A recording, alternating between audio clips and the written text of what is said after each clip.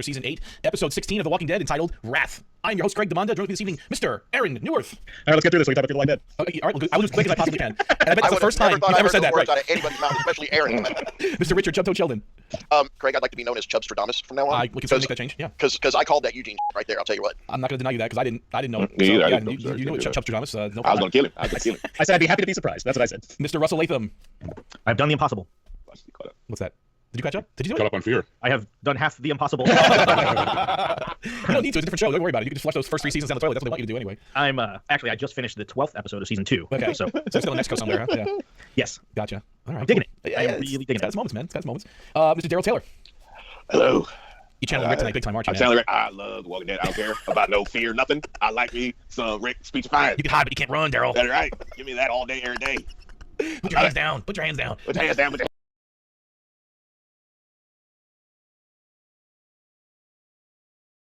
hand up. Does that make any sense to anybody else? You can hide, but you can't run. It's a Rick joke. It's like he was actually laughing at it himself, and nobody else was. Right? It was. Oh, okay. his own Because thing. it just makes me think of Scary Terry from Rick and Morty. That's all. But except it's the other way around. Chubb, don't you mess this up for me. Daryl's gonna be in character the whole show. And Mr. Jim Dietz. My mercy has exceeded my wrath. Ooh, you be digging. We're bleeding listeners right now. That's all right. Listen, they'll come Sorry back. about this. They're gonna come back because not only are we covering this episode, the final episode of season 8 called Wrath, we're covering the first episode of Fear the Walking Dead, and that was entitled "What's Your Story." So I don't stay believe tuned. you. I don't believe that I watched Fear the Walking Dead. Spoiler for my Toby rating, but that might be my favorite episode of Fear the Walking Dead so far. I don't think that was Fear the Walking Dead. Let's see why. There's no Madison. I watched the Morgan Chronicles. I didn't watch the Fear the Walking Dead. The Book of Morgan. What you watch? I watched the Book of Mormon. I didn't watch you people are falling for the okie doke. That was not an episode of Fear the Walking Dead. Okay, there was no kid dressed up in blood walking around drunk or high. Okay, there was no whining little daughter. There was no drunk Madison complaining about her kids. None of that was in this show. So that's not Fear the Walking Dead. I don't believe a word you say. That was They lean more into than that fake whole news, Walker yeah. Guts thing. Yeah. I had all the actors. Yeah, Russ is not in on the whole Walker Guts thing. Now it's Now you understand what you're saying now. Yeah, you're catching up now, right? But We should have just called it Bridge of the Walking Dead. Not Walking Dead, not Fear, but it bridges the two shows together. WD West Coast, WD I'm Texas. just saying, how do you have a show where everybody that was on the show prior is not on the episode? And it's all new people, right? Well, all new great people. well, it's a and that's crossover new. episode. It's not a subtle way of saying we're redoing the show. Yeah, I think you answered your own question. They did it. but I'm a big Gyllenhaal How fan, many- though. I love Garrett. Okay, We're talking about some other better episodes. We gotta get to this one first. Yes, we will. And actually, let's a couple of British listeners, the English stuff in the UK, posted. They haven't seen it yet officially, No. so we have to make a clean break between this episode and the Fear the Walking Dead episode we'll cover as well. So we'll make a clean break if you don't want to be spoiled. But as you can tell from our enthusiasm, it was pretty darn good. And we're not really spoiling anything, but letting you know that it pretty much tells Morgan's story of how he got out there. So it's not like anything. It has characters, yes. Right. There's new characters, and Morgan made it to Texas somehow, and we won't spoil any more than that. But that was already out there anyway, so nothing going on. So getting back to, as Aaron is steering us back on the course here, back to season 8, episode 16, known as Wrath. Did it satisfy? Did it wrap up all the loose ends? What did you guys think? I think there's a satisfaction to be had from like, hey, we got to end a lot of this stuff. But at the same time, I also thought a lot of this episode was a bunch of bull. So I mean, I'm kind of mixed on where things are here. I'll tell you, I enjoyed the episode. There was a lot I liked about it, and we'll get into it. But then there was one scene that ruined most of the last bit of it for me. Yep. So, Yep. I loved it. Yeah. I all that Rick. It ended. I loved it. It was funny. It was Together. There were stupid parts. I'm not saying there were dumb parts about this episode, but I embraced every stupid part. Like it just ended. Like the bullets were bad, and it just ended. Everybody was like, "Okay, let's turn around and shoot at them." And everybody starts shooting at them, and everybody's winning, and the good guys are winning. And it was just so. It was the most positive episode I've ever seen of The Walking Dead. Only thing Yeah. bothered me the most though was Lack of that stakes.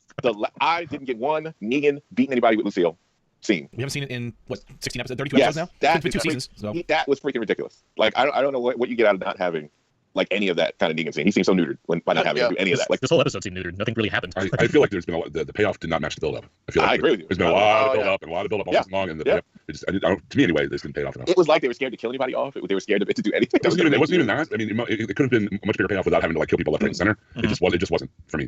And that's what disappointed me about it. They've been setting up these dominoes for so long, and then the dominoes fall, and it was just kind of disappointing. It was a quick ending. And especially because there's so many extended episodes this season. I saw it in the. I can go into this later, but I saw it in the movie theater, the Survival Sunday. oh, so Fathom you're experience the only thing. one in the group, so do tell. I mean, I was Yeah. kind of a fan, but I didn't go. Well, jeez. So it started at like a half hour before the actual show started, which basically meant, hey, look at all these commercials for different things about The Walking Dead, whether it's the gift programs you can be in, where you get random boxes of stuff, or the new video game, or all of these, a bunch of stuff and things, or all these behind the scenes looks of Fear the Walking Dead. Which thank God that episode was good, because if it wasn't, it's like that was a lot of build up for like a bad episode. Look at all the promotional materials that you were presented with. It was a good thing you didn't have to pay to sit down and see this. I guess, but I mean, I don't want to speak to my own benefits of being in the press, but because everyone else did have to pay for it, but they seemed to be into it. It was a packed theater. Like I was happy about the size of the event. Like this easily could have been just like me, like 4 other people or something for another Fathom event, but it was for what it was trying to do. People seemed to be satisfied by it. I will say, as far as Any the cosplay or no? Any, I didn't notice any guys. I was wearing my Walking Dead shirt. I'm sure other people were probably wearing something, but like as far as from people, AMC, right? yeah, money had it. From Disney, I did. Sorry, yes, so now sounds right. I didn't, but no, I didn't. Like it's even on our things, like to not, or like a Fathom event, not to bring any like weapons or anything like that, like like prop weapons. But I didn't notice anybody specifically like having dusty grizzly beards or anything like that. So No funky boots. None of that. like when I got in there, it was like I got in there like 10 minutes before the beginning of the preview stuff went. So it was like people already like I was surprised it was already so packed in there. Like I thought people would be kind of trickling in, but yeah, it was there was a crowd. And as far as watching the show, Was it assigned seating or was it first come, first serve? first up, serve. Well, that's why there's so many there early. Yeah, Probably. As far as watching the show, Yeah, it's a TV show, guys, and these things do not look good on the big screen. They just look, and along with being on like a streaming feed as opposed to like a not to be like a original negative, but like a true digital projection. Right, it was just like this streaming feed. It just looked like crap the whole time. But the fact And, that like, never looks great though. I'm gonna say that right now. It's always kind of that washed out digital. It looks like you set up a digital projector somewhere and they just shooting, right? Like, it looks like that. yeah, and there are ones that do it better. Like a lot of some of the classics, they have like new restorations. They want to show like Maltese Falcon or like they Okay. like, That's true. they do a good job. But this is like they already shoot 16 millimeters. It's like watching that projected on a big screen. It's like this is not a good presentation. There's a whole, the biggest part is when they allude to like the biggest herd apparently you've ever seen. I don't know what it was. It just looked like a big gray blurb in the top of the frame. It was like, gross. It was blocked us. Don't worry, at home. You didn't miss much. Shane. yeah, because like watching it expanded, I was like, the hell am I supposed to be looking at? Right? This looks terrible. Yeah, they don't reveal that well at all. Yeah. when they It do didn't look good on the TV Right. screen either. You didn't And miss I'm kind of surprised that it was so bad. I mean, not the herd part, but that the whole thing was that bad for you, Aaron. Because when I had my Nerd Herd podcast, we were actually the local comic book store in Dallas was doing a whole Walking Dead. It was when season 2 was premiering, and we got to come in. We were doing commentary and stuff before it was showing. But anyway, they showed the season opener for season 2 on the big screen, and it was pretty clear. So I'm kind of surprised. in a movie theater or just on the big screen. No, it was a movie theater. Okay. Yeah, I can't. I'm not exaggerating, right? Like it just. Oh no, like, I wonder if they've just gotten that cheap now. And I also kind of think, Aaron, you are not the average moviegoer no, but or the average fan that's going to see this. yes, but I'm allowed to judge fairly what I see. No. You can. I'm saying you can judge it, but going in, you are someone who pays attention to all of that For sure, and it's more not, than the average person going in to see it. for sure, and it's not like I was. It's not for one thing. I was expecting like this level of place. Like, oh man, this is gonna be the best looking ship. You're going in. It's like this is gonna be TV on the big screen. It's not gonna look that great. Like it's not like even Game of Thrones. I know struggles to look good on even though they put on those IMAX screens. It's like I mean, you're still a TV show, guys. Like it's not gonna look all that much better just because you put it on a big screen like that. But it's like I mean, it was decipherable. Like I could not see what was happening. Peter Walker didn't make it any better when most of that episode, the beginning is all at night, and it's like, oh, Yeah. black. And it's like a washed out filter to it. To the whole Terrible. thing. Yeah, Right. black was on this earth, and it's like I like Dillahunt, and like I like that Big it's fan of Dylan, yeah. fun monologue, but it's like, oh, this is Which probably fooled me because that's why I didn't think there was another show. I'm really honestly that on the app. If you watch it on the app, it just continues. It's called Fear the Walking Deadwood. It's a new show we're watching. There's no They kind got of. Dickens and Gilliland right there. I'm fine with this. No problem. I'm No saying problem. it. The more Deadwood they can bring in, the better. That was a fine great with show it. with great I acting. know. Where's I- Virgin? I- Come on, Virgin. Sweaty. But what was it? Oh, so yeah, we got this because you mentioned it felt short. I was wondering because I didn't have any commercials, so I just kept like going all the way through. It's like, yeah, this did feel like a pretty succinct episode as far as feeling like there wasn't any fat on it. It got to the point pretty quickly. Yeah. So I guess that's good or bad. Although I feel like if I was watching on TV like live, it would have maybe made it more exciting because I'd have like these cliffhanger moments in between commercials. Well, There we flew were out so of many the car, extra yeah. commercials in this one. It was crazy. Well, yeah, I know because you can tell where the breaks Breaks, are. yeah. And don't worry, I did go when I got home and wrote my review. I did go online to AMC to watch The Walking Dead presents hashtag Ricochet present my Taco Bell hashtag with Mott's. I mean, that They was didn't show that in the theater? You didn't see that in the theater? Oh, come on. No, they didn't show it in the You're supposed to theater. see all this extra content they promised us, right? They probably showed it. Oh, yeah. You don't like to do the app. They don't put it on the app either. They talk about the extra content. The extra content was what I talked about. Was half hour of previews and commercials. There was extra content that benefited the viewer of the show. It was like, here's previews from a show you're going to watch literally an hour from now. Like, I need this for. So just to be clear, you had 30 minutes of commercials beforehand. You had the Walking Dead episode without commercials, just totally put together. Was there an intermission? Was there a break, or did it go right into Fear at that point? Right into Fear. They went credits and then right into the next episode. Gotcha. So people were getting up and like going to the bathroom and stuff. Thinking, like, missed something? Okay. There are people behind me. They're like, well, we haven't caught up on Fear, so I guess we should leave now. I was like, really? I want to watch. Like, it's like, but it's all about Morgan. Then they decided to stay. But That I was wonder, do you think it was like a stinger at first? You know, those little after things they do after the credits. Do you think that's what that was? Yeah, I will say yes. I did think Okay. initially I thought it was a stinger because it just kind of starts right away. Right, I feel right, yeah. I felt like it doesn't have like a TVMA rating or anything. It doesn't have any of that because it's just stripped away. So it's like, okay, yeah, that could have been like a nope, not wasn't. It was just straight up into the episode. Okay, all right. I think once Dylan started kept or no, because was it Morgan first? Who was talking? No, it was Dylan. Still first. Yeah, Yeah, still on, yeah. It starts him like around like a camp, his little campfire. Yeah, we Once won't we spoil for any of our UK listeners, but yes, that's the beginning. Right. got to him, I was like, okay, yeah, this is not going to be. This is the episode now. That's what this is. Wow. All right, pretty cool. Well, I'm glad you did that, and I'm glad I didn't. So thank you very much. Enjoyed the experience overall. Like, I wish it was better as far as presentation goes. It's like, hey, I'm not going to do this again, probably. So it's nice for what it was. That's Did you have fun though? Yeah, no, I had fun. I had fun. That's what counts, right? Yeah. I have a guys. question. Yeah, go ahead, John. I just before we Jump get to into it, I have to ask this question because I have no idea why. Maybe somebody on here does, but why does someone hang stained glass windows in a tree?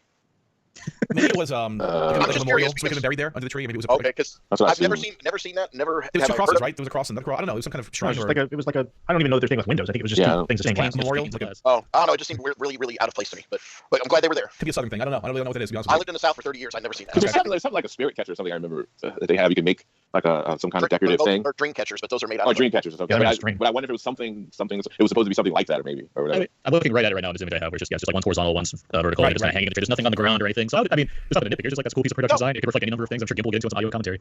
Yeah. I mean, I thought that they were cool looking. I just have Yeah. never seen that before. That it wouldn't be something that was questionable as far as why is that there. I mean, they chose just- like the possible location for like a final battle because it's just like a bunch of green. It's like I don't know, putting a bunch of superheroes onto a very empty airport and thinking that looks cool, but whatever. and with him crying in the middle, it just seemed like it had to be something about remembering, what he lost, some of the people he lost.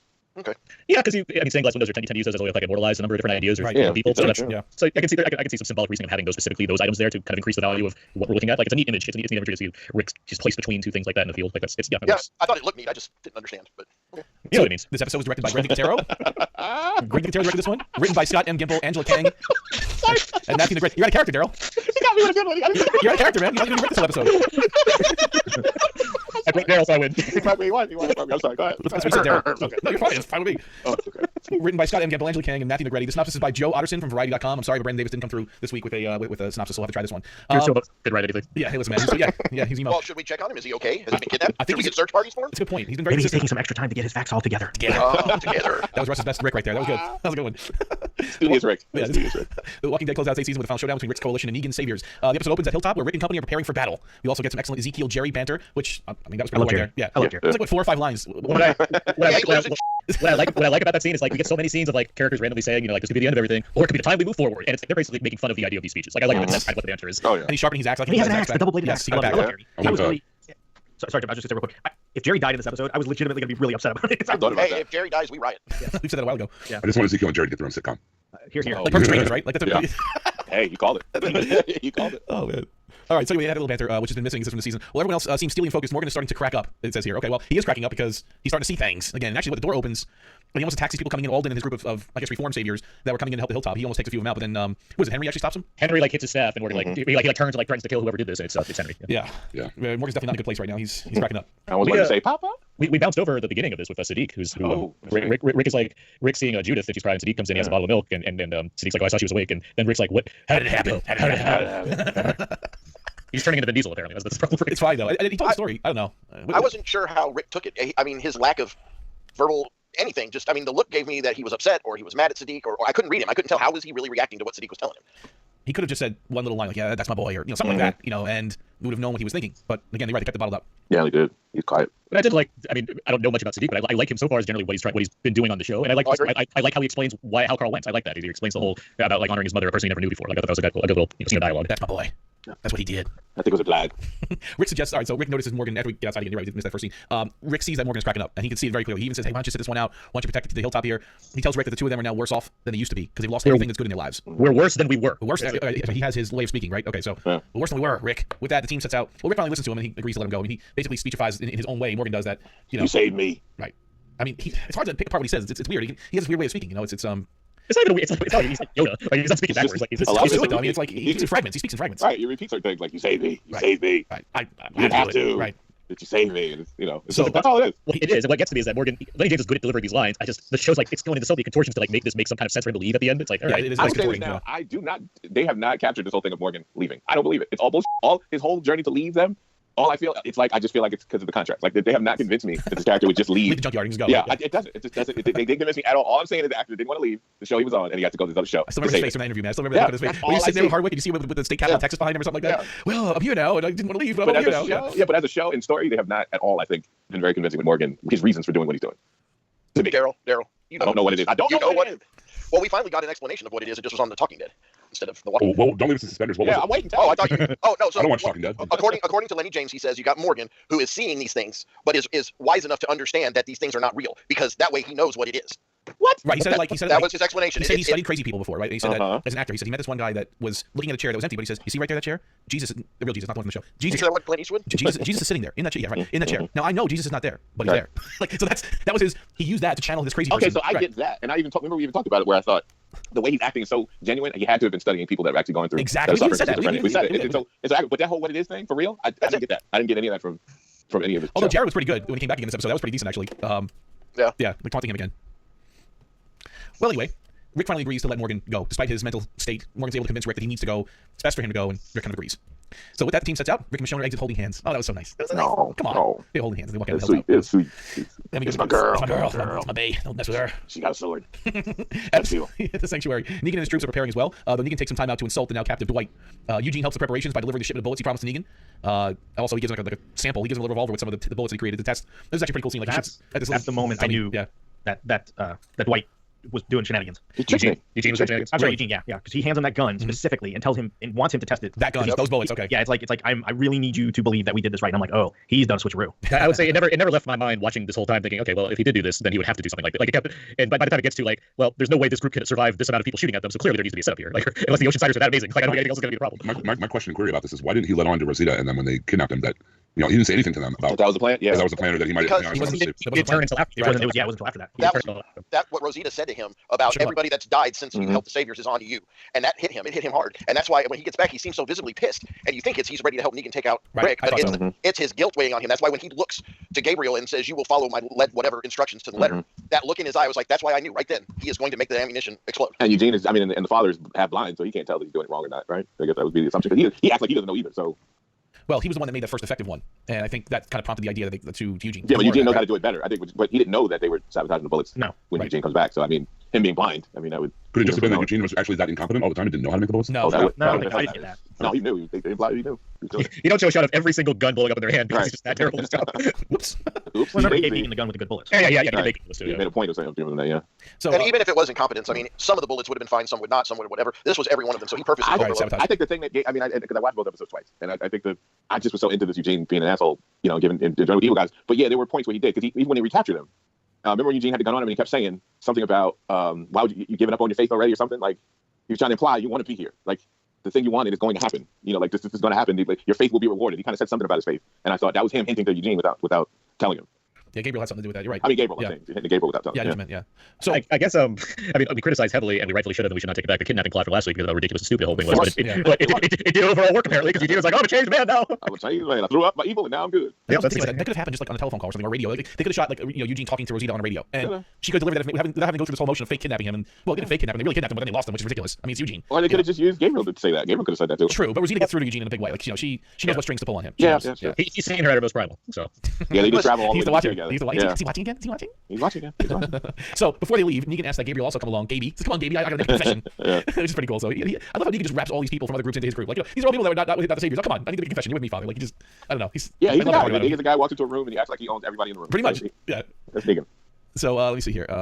On the road, Negan tells Gabriel that he has spent some of his own men to set up a roadblock, knowing that Rick will find and kill them. So we even see this guy like get the map from Negan back in the sanctuary, and as he walks away, Negan's like dick or prick or something like that. He says something under his breath like Rick and his band of pricks. Yeah, Rick and his band of pricks.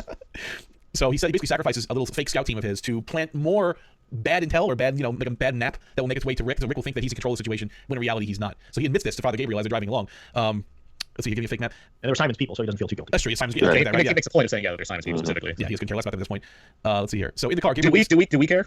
Like, is this no. Well, see, I was thinking of you, Aaron. It's funny you say that. Because I'm looking at these guys, and like they're so dispensable. This group of saviors we've never seen before. Only thing left for them to go like, yo, bro. Yeah. Get those guys, bro. Right. That's what they felt. They were such a bunch of punks. We've never seen before. We don't know what skills they have. They dropped like a bad habit. They all went down. Like it was almost like a Star Trek episode where they phased, like they stunned the whole group. They all just went down, went straight down. I'm like, oh my god, they're so dispensable. They have no powers whatsoever. It's like what I found fascinating was in a world where people are having to scrounge for food and supplies and everything else and just the basic necessities to survive. They still have blue hair dye in the zombie apocalypse. That's a good thing, huh? Yeah, they wanted you to hate these guys. They wanted you to hate these guys from jump. I'm like, why? I thought that there was going to be something significant about that character because I'm like, why did they call him out with blue hair? Blue hair, and actually had some lines talking to Negan, right? Yeah, that was it. Yeah.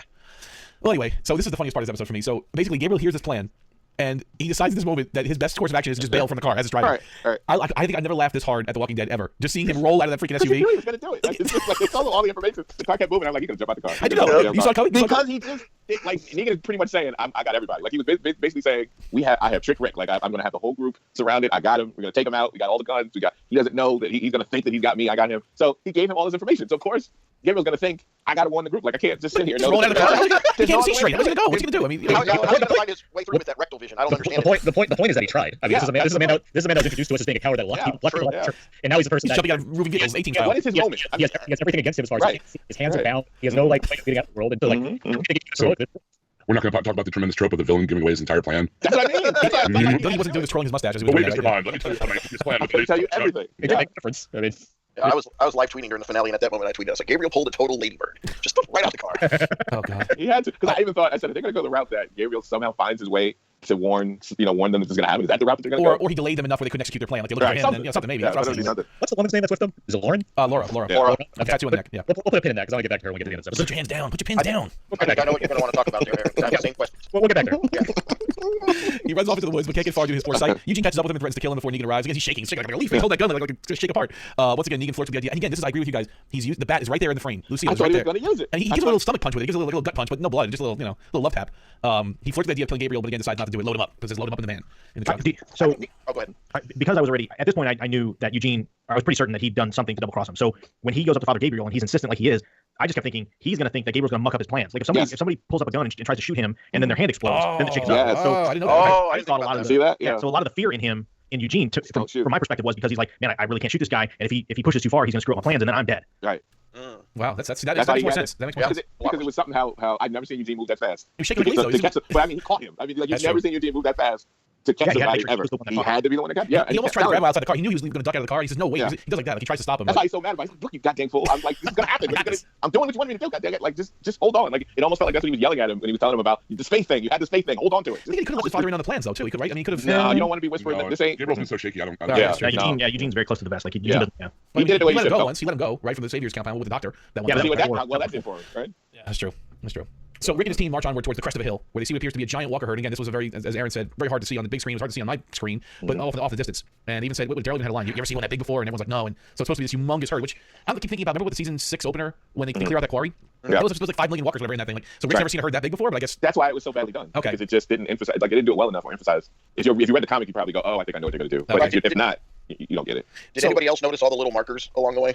Yeah. No. So, well, I'm not going to bring it up here, but when we get to the end of the spoiler section, there's something from the comics that's significant. Oh, I did totally miss that. Okay. No, pretty cool. I like the shots, though, on the hill. It gives you some perspective. Usually we're always in the woods with the show, just deep in the woods. You don't know where you are, you don't know where you're going. You're on a road or you're in the woods. At least we see they're on some type of hill. It's pretty cool. And I thought it was well shot.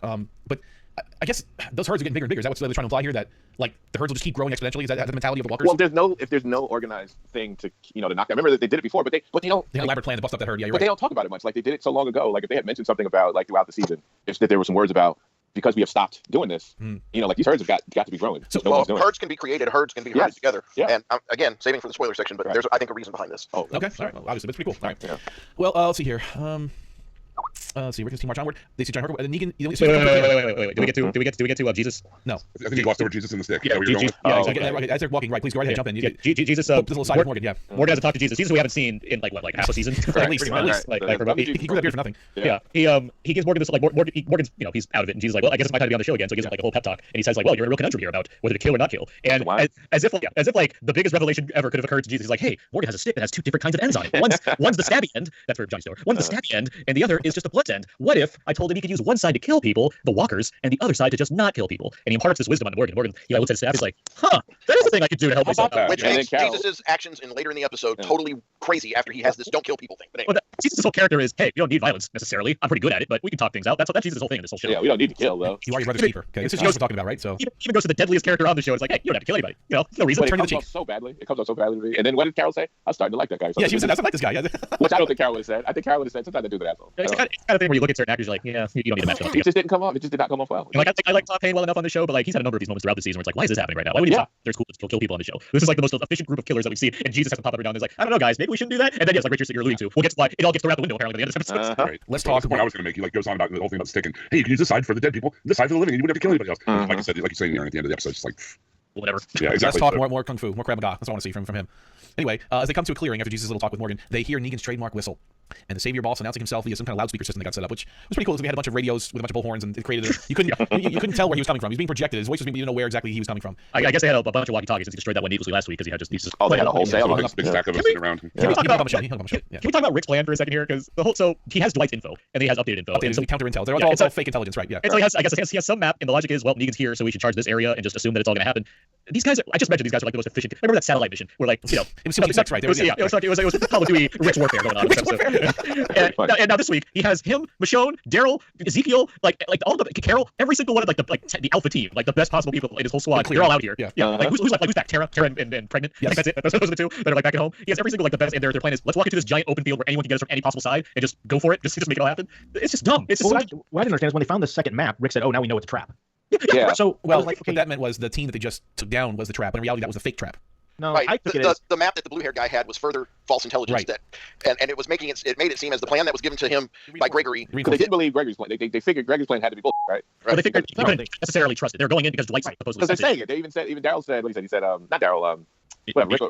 Rick said something. He said something about of course, maybe Dwight didn't tell him. I think Daryl was still mad. Dwight. Yeah, Daryl suggests that. Yeah, or Dwight's betrayed us. Like something. He said something along those lines. So they went in skeptical, but then they found the second map, which I'm assuming was identical to the map they had, and that's when he said, "Oh, now we know it's a trap." So I was thinking, well, and Negan even says this. Negan says, "Rick will see this, and then he'll think that this is where I'm going to be." Like, all that. Yeah, exactly. He goes exactly as he says it's going to go. Right. So that's where I was confused because what I was assuming is that Negan put the map with the decoy team that matched the map that they had before. So that way Negan was thinking Rick will see that this map is identical to the other map and know that he needs to continue on with the plan and that Gregory was telling the truth. But then when Rick finds the second map, he's like, oh no, now we know that it's a trap. So I guess I don't understand why Negan would get to a point where he would be able to ambush Rick if Rick knew it was a setup and was going to go someplace different. Like that's where the whole thing just kind of fell apart to me.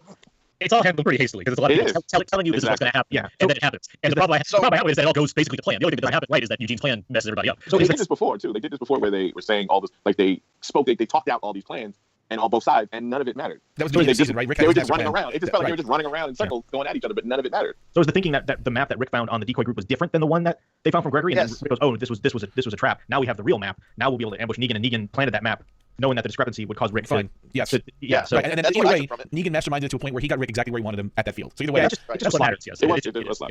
Yeah, I mean, I agree. I mean, in the end, I didn't dwell on it too much, but it was just something that just stuck out to me. And I was like, wait a minute, like that something doesn't add up here. And I guess I thought it enough to be like, yeah, you kind of like took shortcuts to get us to like where they need to be, but where they need to be just makes a little sense to me as far as we've seen them split up before, but the show requires one important. No, because she was there. Maggie was there. She was all screaming at him. So yeah, who's Tara's the only one? Yeah, that was Tara. That's it, right. So but the show's been like twisted around to be like, well, we need to have all the major characters see Negan go down. So regardless of the little sense it makes, we're gonna make that happen. And where's it gonna happen? In a giant open field where all of our heroes could easily be killed if they needed to, but not because the rock's different. It won't happen. And plus, I mean, for Eugene's plan to work, they have to be led into the trap. I'm trying to stress on this. Like for Eugene's plan to like come to fruition, that Negan's guys have to get the drop on him and then get taken out by the bad bullets. And drop requires no one to shoot at them until Negan has a random countdown from 3, 2, 1. Which makes me think they probably had the end game before they had how to get there. And I think that's kind of what was the case, and that's why I feel so rushed how they did it. I think a lot of my issue comes from how close this episode seems to want to play with the comic. It's just the comics had so much more time to earn certain things. Rushed into like, well, I guess we got to line up with this now. I feel like it was paid off better in the comics than it was here too. I mean, it's not like we've had any lack of build-up. So that's the problem. But I mean, the way things are paid off in the comic, I think were much better and more impactful than they were here. Even though, I mean, like you say, it's fairly close to the way they did in the comic. So once Negan announces himself, you can only see where he is, but we see that they're basically lining the entire ridge surrounding Rick's team. He's kind of on the low ground. Negan's team and the Saviors are on the high ground. They're all armed with rifles. I guess Negan does do some kind of countdown, right? 3, 2, 1, fire, or something like that. Yeah, he says 3, 2, 1. Yeah, he has Gabriel at gunpoint and all this too. Right, because he also threatens Gabriel. That's true. Because at this point, we think Gabriel's going to be a goner. I thought when he got to 1, he was going to shoot Gabriel as the signal to go. Right, that would have been. It kind of sets up to go that way. He ran out of coffins apparently too. His troops appear and prepare to fire. The second they pull their triggers, the bullets explode inside their guns, courtesy of Eugene. It's pretty cool. A lot of them go down. I mean, a lot of them go straight down. Even Negan's hand is pretty badly injured from the bad or the tainted bullet, I guess. Not injured enough. Not injured enough. It's true. Some of the Saviors try to attack their would-be bullet maker, but Rosita just swoops in and protects him. Like she immediately knew what was going on and saved him. Well, yeah, like one of the captains of the. I'm getting a lot of feedback on my. One of the captains' wives was like, he's the one that did this, and Eugene like pulls out a gun, and, like shoots her really quick, and then Rosita like shoots the rest of them. But he barely shoots her, right? He's just kind of like, whoa, and he just gets a shot. Well, I also thought that she might have been sparing Eugene because they're going to need the information inside his head. Yeah, I mean, it's a number of. The show's dumb enough to be like, well, if you heard them from that far away, be like, hey, he's the one that did this. Nah, so she's like, I guess I gotta shoot these people to save them. And she punches them, and everything's cool again. So Negan, then Rick, what does he do at this point? He goes, what does he say? Come on, Darryl. What does he say? Come on, fire, or whatever. He's like, once he realizes they have a shot, he rallies up the troops, starts taking them down one by one. Negan runs. As this is happening, the Hilltoppers, they're like Tara and Kuro, Tara and the Saviors, Tara and the leftover Saviors. There's like no one in Hilltop here, right? Because Hilltops they all left and went to like a bunker, right? Where they went like out of the thing. There was some. They planned a way underneath the wall. Is what they did. They built a way so they can get out without going through the main gate. Tara leads them through that into the woods, but there's a baby too. Right? There's an infant that's crying. That's where he's exposed. Right? Oh, yeah, so one time the baby's actually been a plot point as far as crying. So Mike Jones is obviously pissed off. And she said, you can hear the baby in New Jersey. I didn't hear the baby. I don't know what she was talking about, but I heard. I had the fancy theater surround sound. I heard the baby. Oh, okay. I'm in New Jersey. I didn't hear the baby. Even in the app, I heard the baby. When I watched it online, you could hear the baby. They made sure they did their. So it's the one time baby crying has ever been a thing on this episode. Was that Judith or was that the baby they got from the Outpost? That's Racy. It was just one of the older Hilltoppers. It was really whiny. That's Racy. That's the one I got from the Saviors. Right. Okay. Oh, so it's not Judith. Never mind. No, it's not Judith. No, that's Racy. Yes, that's. I forgot there's another baby. There's another baby now. Yeah, I completely forgot. You forgot the episode of Morales. How did you, man? I know, right? How did I forget Morales? So yeah, Judith too. I was like, why is Judith crying? Like, that wasn't even Judith at the beginning, though, was it? That was the Racy baby? Yeah. Okay, because my head was going through such a spin. I was like, wait, wasn't Judith older? What happened? I was so lost in this baby thing. Okay. Rick took out his father, then Morales almost took out Rick. Come on, man. That was a pivotal episode. Oh, yeah, Morales. So we left a stamp already. Put him in the mail. He's a stamp for life. He nailed it all right, yeah. Right, okay, so that gave us Alden and the other, like... Yes, Alden and then agree to help. Lights. Yeah, right. So as Tara turns to fire and protect the group that she's protecting that's running away, you see these Molotov cocktails, fire bombs coming out from the woods, and the Saviors start exploding from these bombs, and we see that it's the Oceansiders. And again, like you said, you saw Iron. I didn't even see it, but okay, I just saw, they were all there with their fire bombs and their little staffs and stuff, and they blew up the Saviors. They were exactly they were in the exact right place at the exact right time. At the exact right time. Yeah. This is the only time. This is the only time we ever see them in this episode. Yeah, right. Oh, hey, plot convenience. Okay, bye. The first time I totally missed them because I thought to myself that whole thing with the Oceansiders was a waste of time. Then if they never show up. So Aaron convinced him somehow. And I had to watch it again, but you don't really notice it if you're not really paying that much attention. It just looks like it's just another group. I mean, it's just part of the group. I saw a bunch of women throwing Molotov cocktails. Like that's not really a Hilltop thing, but although it's not any of the people we saw lining up to kill the Saviors. It's not Tara and Alden in the gang. Like it's just Alden. I don't mind him. He's fine. He's actually okay. He's all right. He does his job. Yeah, he's okay. But the Oceanside thing, yes, it's exactly the right time. There's no better moment they could have read except then. And it's for like just like the C squad of saviors. It doesn't make any impact on the rest of the episode. It's like, okay, all that work there did was so they could like clean up some like side plot that we didn't care about anyway. But talk about C squad. You didn't even see any close-ups of those saviors. They were again totally dispensable. You didn't see their faces. You don't know who they were. They were just some random bunch of saviors that were going to attack the hilltop at that particular moment. It's like you think an episode with the all-out war thing going on. It's like sure all the guns blew up because Eugene looked like they had maybe like some kind of backup thing going, and then they like start getting some of the better rich people, but and then Oceanside would come in and save them. But no, everything just goes exactly how it needs to. It's all happy. Sunshine and rainbows all around this episode. Rick and Negan fight, but Rick tells Negan doesn't have to be this way. Come on, Daryl. Oh, this fight. this is rough. Yeah, let's back up to this fight. The fight is Rick has his python, which is generally always has ammo, but he only has 2 bullets. And he misses. So this time, which okay, sure. One of them hits the stained glass, right? And cracks it, and a piece lands on the ground. Okay, that's pivotal. Okay, right. What I like is it's an open field with one tree. Rick throws his gun down. He starts charging at trying to. He's like trying to. He doesn't know where Negan is, even though he saw Negan behind a tree, right? Yeah. And then he runs up right next to the tree, the only possible place Negan could be, and somehow still gets sucker punched with the bat. Like this whole fight was kind of fishy. Plus, I mean, why would he throw the python away? I mean, he didn't throw it away. He kind of twisted it. He like turned it down like he was going to use it as a weapon, but not. Yeah. He didn't throw it. It was in his holster. It was in his holster when they started. Oh, okay. Yeah, he didn't toss it. He just kind of twisted it and like he was going to use it to hit him with the butt of it or something like that. It's like it reminded me of that Monty Python sketch, How Not to Be Seen. There's one goddamn tree. Where the hell's he behind? He's a big tree that's here in this big field. I don't know. Could be this one tree over here. You can hide, but you can't run. I see. Accurate. So again, they have this kind of back and forth. Negan eventually gets the upper hand on Rick a little bit. He does actually he does take a Negan whack. beats the shit out of him. Whoa. All right. He takes a whack with Lucille and at Rick's stomach. So basically, Rick is bleeding a little bit from his stomach. Well, he's hurt. He got a wound in his stomach. So before Negan can go in for the kill, so to speak. But before he gets to that, he has this one Negan line that he says, "I am bigger, I am better, and I have a bat." I did like that. I did. Well, actually, it's funny you mentioned that's one line we missed just before when he was going to the loudspeaker. He says, "I set up an ambush to stop your ambush." Right? That was another little Negan line. Yeah. We've got that. But anyway, so yes, he's got his bat. He's ready to take out Rick, and Rick starts going back to pleading for Carl, invoking Carl, I should say. And he says, "Give me 10 seconds. Let me explain. It doesn't have to be this way." Carl compels you. Give me 10 seconds. Play the clip, Greg. Play the clip. I have the clip afterwards, not before. Okay, so anyway, he gives him 10 seconds, and Negan starts to count 10, 9. Just he's pissed. He's going to give him the 10 seconds, but he does it for Carl. And then Rick tries to explain the situation. And as soon as Negan gets close enough, he pulls like kind of like the same maneuver he did with Shane. He kind of reaches behind him and he grabbed that piece of glass. So I thought it was his knife, but it was a piece of glass, the piece of glass from that picture, stained glass that fell down. He used that and slashes his throat, but not his jugular, just kind of the middle of his throat a little bit. So because it was symbolic. Yeah. Exactly. So I don't know why we give him the 10 seconds. That for Carl. For Carl. Yeah, whatever. It's like last week he ended by saying, "There's no time for anything anymore." This whole Carl thing. 10 seconds. So much 10 nonsense. seconds. Yeah. Jim, you know what it is. Think of how much more effective this could have been if Carl died like last week or 2 weeks ago, and you'd like the emotion would all be right there on the surface right away. Everyone would be reacting in ways that make more sense to me. They wouldn't have time to dwell on all of this. Now, Aaron, though. Now, here's the thing, though, is because I thought that too, and I was looking at some stuff last night, and it's actually based on timelines from interviews and everything else. It's only been 22 days since he killed Glenn. Right, exactly. They wasted the first half of the season. So Carl dying was just a day ago, maybe in the actual. It's more than a day ago. The whole Carl dying. I mean, he took a day to die. Well, I'm just saying though, is this whole 2 seasons, season 7 and 8, takes place over the course of 20 to 25 days. Yeah, time. Yeah. I'll put it this way: the show's not doing a good job conveying any of this. I agree with that. Yeah. There's a reasonable way to portray any of this kind of logic. I mean, like Lost was able to do that for the most part for a lot of as far as compressing amount of time and making you really feel the kind of the constraints upon it. Something like this is like it's dragged out, it's built up, like Jim you mentioned, and I feel like I should be at the precipice here of like, okay, Negan is at this boiling point and Rick is at this boiling point for very specific reasons I should understand. Yet I don't. It just feels like it's going back and forth all the time on what kind of character Rick. If anything, that makes it worse. You telling me that information because Rick is like all over the place. Then if he's duplicitous at one point, he's giving his word at the next point. He wants to kill Negan. He doesn't want to kill Negan. It just doesn't make any goddamn sense. I didn't say it was written well. I just said it was 20, 25 days. That makes it worse to think about that. To think about how not going to miss opportunity it is to see all this. Yeah, it just did not ring true to me. And maybe it is because the time has been so strung out or whatever. But like, I don't know. It just didn't seem like a very Negan thing to do to me. Well, all that being said, Rick got the upper hand, and he dealt a somewhat fatal blow. Could have been a potentially fatal blow to Negan. Go ahead. Yeah. Can I back up a second? We find out afterward. So, okay, he does the 10 seconds. I know I'm skipping ahead, but it kind of goes to my point. So at this point, we're only kind of seeing it from their perspective. It's really tight. The shot's really tight, and he wants, Rick wants his 10 seconds.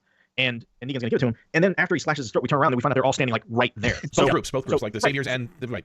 So because I thought the same thing too, and then after the reveal, I thought, okay, well maybe part of what Negan wanted his 10 seconds for, what agreed to it was either one, he saw like he's about to get overrun, anyway, or two, maybe this buys him some time to think, like, okay, how can I get out of this, or how can I maneuver myself out of this, because I'm seeing Rick in front of me, and then his entire crew like right behind them, and it wasn't apparent. Carl. Well, and then there's that too. But when he shot it looks like he was. But yeah, it wasn't apparent that was going on until after the fact. So to me, it helped because I was thinking the same thing. Like Negan's, no, they're just gonna go head to head. But Negan's also a survivor, and he wants to always find a way out or a way to keep going. And so again, I thought after the fact that maybe this was his way. This 10 seconds was a way for him to buy more time or to think of a way out or a plan or something. Yeah, I thought in all the ways it did follow the book in this finale. That this fight in particular should have followed the book more. Agreed. Because there were like things in that were just very cool and emotional, and like kind of thing. I remember reading it, and then I see it played out on the show, and it just didn't have that impact for me at all. So. Sorry to be a downer. No, I agree. I mentioned the Carl thing as far as him dying closer to this finale than to also that whole hilltop battle. That was like at least 2 days right there. Yeah. I mean, it's been like 5 days since Carl died. Like it's not impactful. Regardless, what I'm getting at as far as Carl's impact on this is it shows so much more as being just done for the sake of shock value and whatever other behind the scenes stuff might be happening. That it just registers to be anything important. So we talk about this Negan having feelings for Carl. It never makes any sense to me every time it pops up. And it pops up at the times that should make it matter. I should care about this. I should care about the fact that Negan wants to